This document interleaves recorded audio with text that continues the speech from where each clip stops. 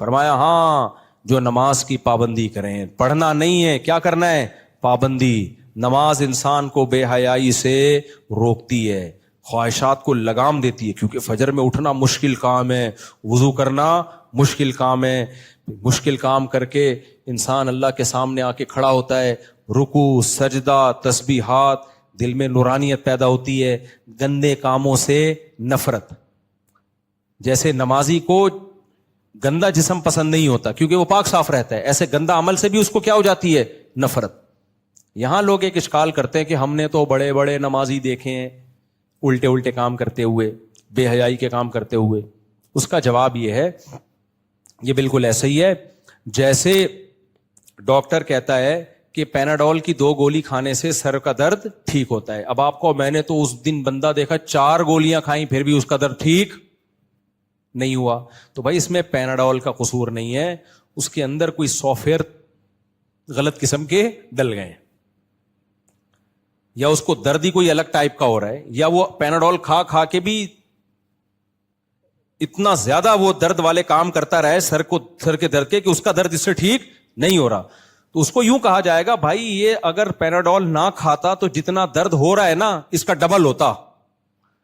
تو اسی سے خوب سمجھ لو، قرآن کہہ رہے نماز انسان کو بے حیائی سے روکتی ہے، نمازی آدمی بے حیائی سے دور ہوتا ہے، نماز میں یہ طاقت ہے کہ بے حیائی سے روکتی ہے انسان کو، برے کاموں سے روکتی ہے۔ اگر کوئی نمازی برے کام کر رہا ہے تو سمجھ لو اگر یہ نماز نہ پڑھتا تو یہ برے کام ڈبل کر رہا ہوتا۔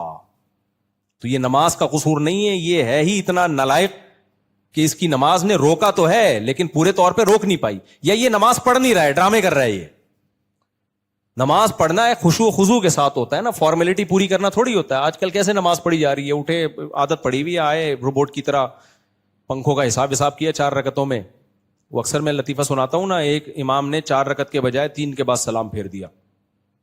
ایک آدمی نے کہا 3 پڑھی ہیں آپ نے۔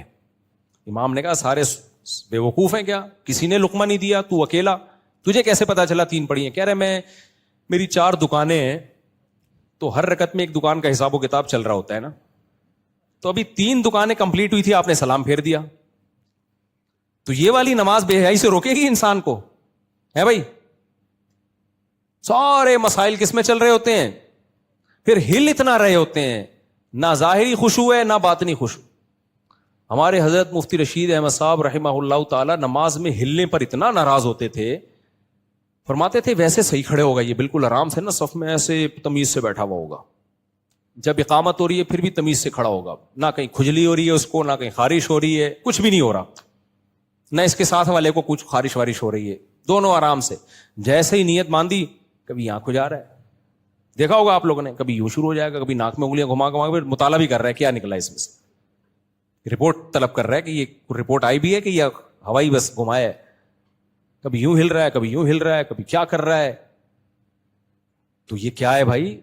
قرآن تو کہہ رہا ہے قوموا للہ قانتین، خشوع و خضوع کے ساتھ اللہ کے سامنے کھڑے ہو جاؤ، خشوع و خضوع کے ساتھ۔ تو خشوع و خضوع میں دل کا خشوع بھی ہے، دل تو اپنے اختیار میں نہیں ہے، جتنا لگا سکتے ہو لگاؤ، اور ظاہری لحاظ سے بھی خشوع و خضوع پیدا کرے انسان، اس کے آداب کا خیال کرے، تو پھر نماز انسان کو بے حیائی سے روکتی ہے، جلد بازی کی عادت ختم کرتی ہے نماز انسان کے اندر سے، وہ پھر خواہشات کو لگام دینا شروع کرتا ہے۔ الا المصلین، اللہ نے آگے فرمایا الذین هم علی صلاتهم دائمون، خالی نماز پڑھنا کافی نہیں ہے، نماز پہ پابندی کرتے ہیں۔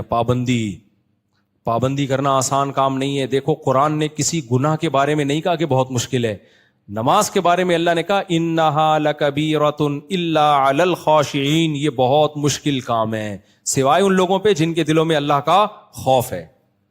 تو اللہ نے خود مانا ہے پڑھنا مشکل نہیں ہے، پڑھتے رہنا کہ کبھی بھی زندگی میں قضا نہ ہو، یہ مشکل کام ہے۔ تو یہ مشکل کی جس کو توفیق مل جائے وہ بہت بڑا کامیاب ہے۔